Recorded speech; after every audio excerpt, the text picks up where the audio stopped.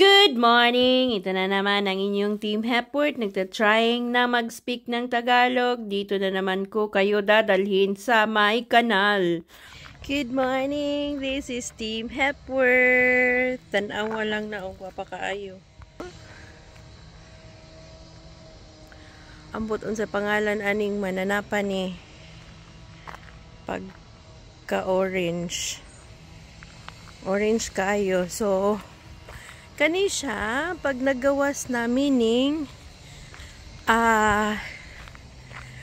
hapit na ang Christmas. So, init kaayo, but, tugnaw na ang hangin. Ma-feel na ang winter breeze. Maglakaw-lakaw sa kanal. Kay,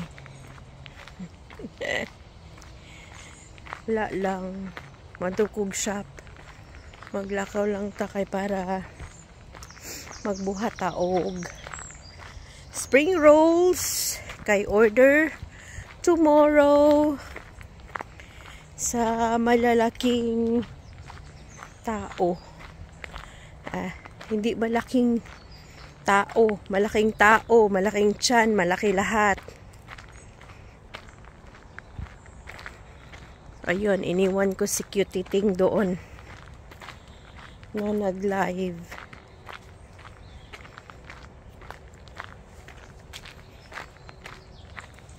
Sobrang mahugaw na siya talaga, mahugaw. Daming fish pa naman dito. Para siyang kangkong. Ano ba sa Tagalog ang kangkong?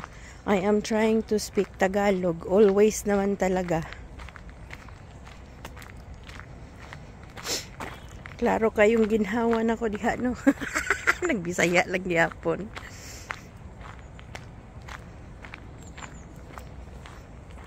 Ang sarap maglakad pag ganito ang weather.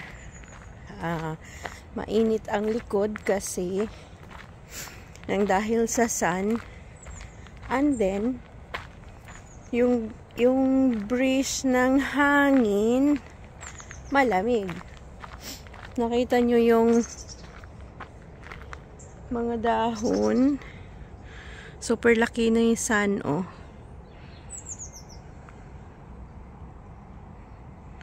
Yun. I am trying to walk slowly, pero biglang nagpaspas. Ang sarap ng huni ng ibon. Ang sarap pakinggan. Wala lang, kanal pa rin.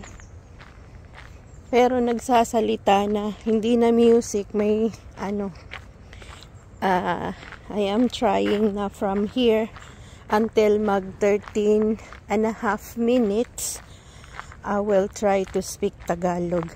O, diba? Yan, natuloy. Pag sobrang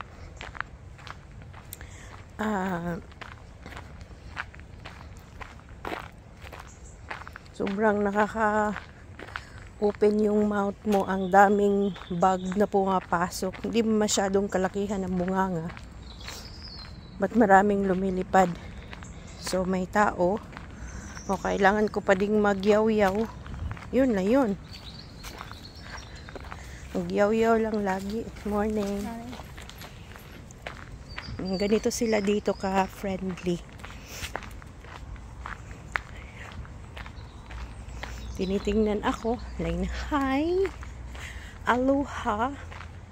Anong oras na pala? 10:15 in the morning. So, anong nangyari doon? Bakit sumisigaw?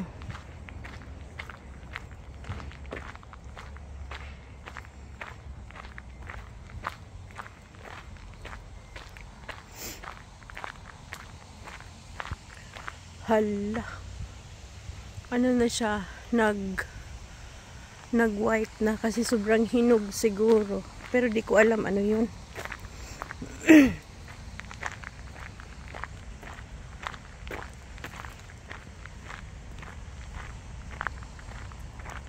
Ayun, magpo-falls na naman kami. Mag-autumn na. Kaya yung simoy ng hangin, malamig na.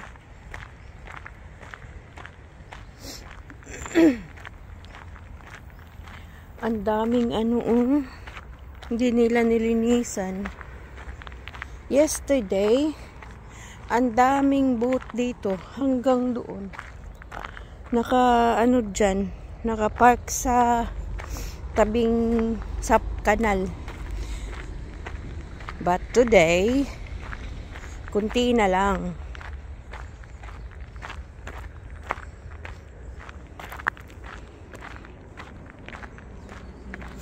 Three minutes pa lang. Kaya maglalakad ako mula dito hanggang doon sa baba. Tapos, punta na sa shop. Ay merong boat na parating. So, expected na dito muna ako. Kasi reels ba? Buti na lang nadala ko yung isang yung isang sipi ko.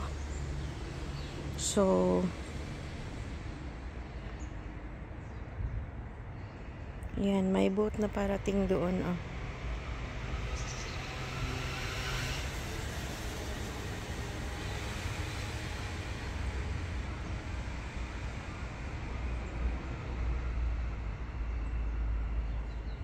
Ewan ko baka mag-park yan dyan.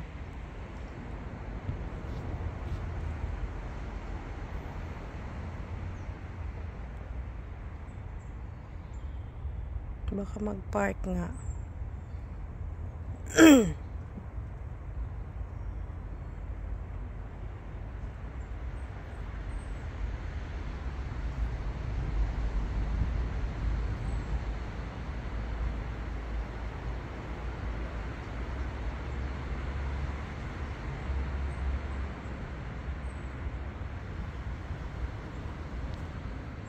Hi! Hi! May boat na parating.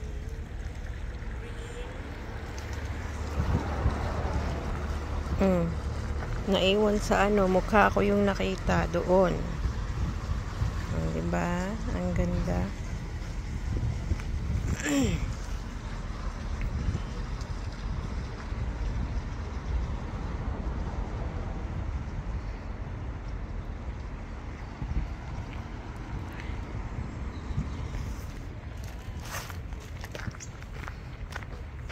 So, nakita yung mukha ko kanina, ha?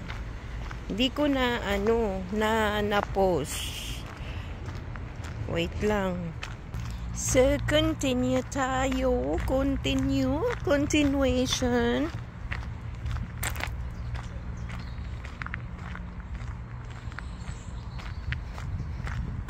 May mga boat na natutulog dito. Every night. Ang dami dito yesterday. Yung malaki, hindi ko lang na-videohan yesterday kasi andun ako sa may tulay. Kahapon kami ni Inday. So dito sila natutulog. Ito siguro yung may-ari, oh.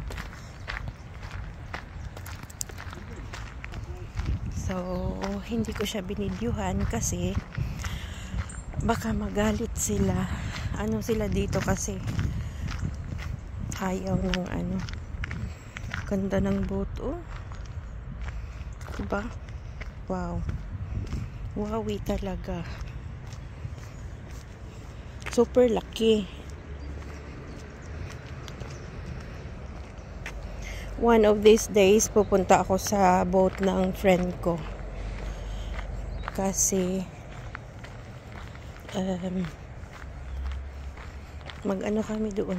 Ito naman siya. nag-ano dyan, mangingisda.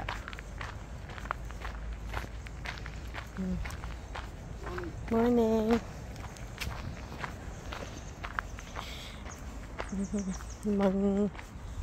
Mamingwit dyan sila.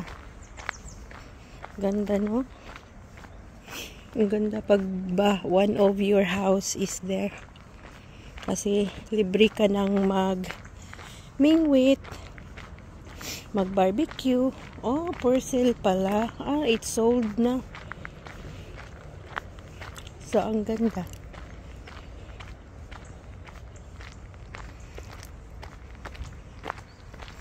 Wala nang wala nang blackberry.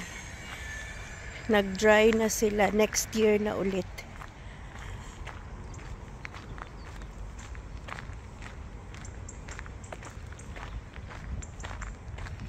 Iba na naman yung anuhin natin. Ayan, oh, yung nag-orange na, nag-brown na yung kulay ng mga dahon.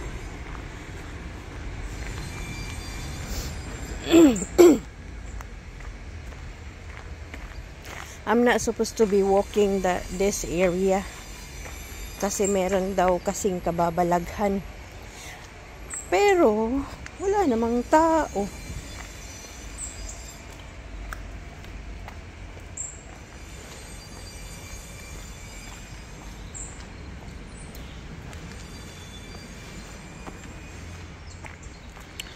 Ito lang siya.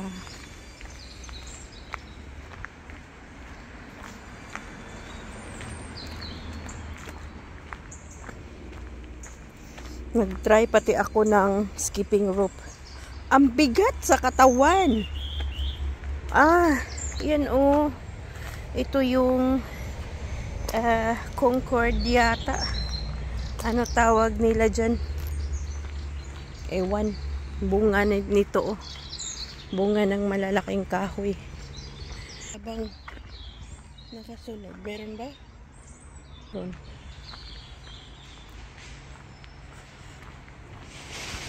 Parang meron nga. Naglalakad ng aso. Super yung water. Super dirty. Hindi siya malinaw. Kasi laging naulan. So, bumabaha. Then, baka naglihok-lihok yung mga doon. See? I am walking faster than earlier. I'm trying to be slower kasi nakukutasan ako ba? Yun. Nakukutasan. So, ayun guys, maraming salamat sa inyong panunood. Hanggang dito na lang. This is Team Hepworth sa Inglaterra. Maraming salamat. Ingat kayong lahat. Bye!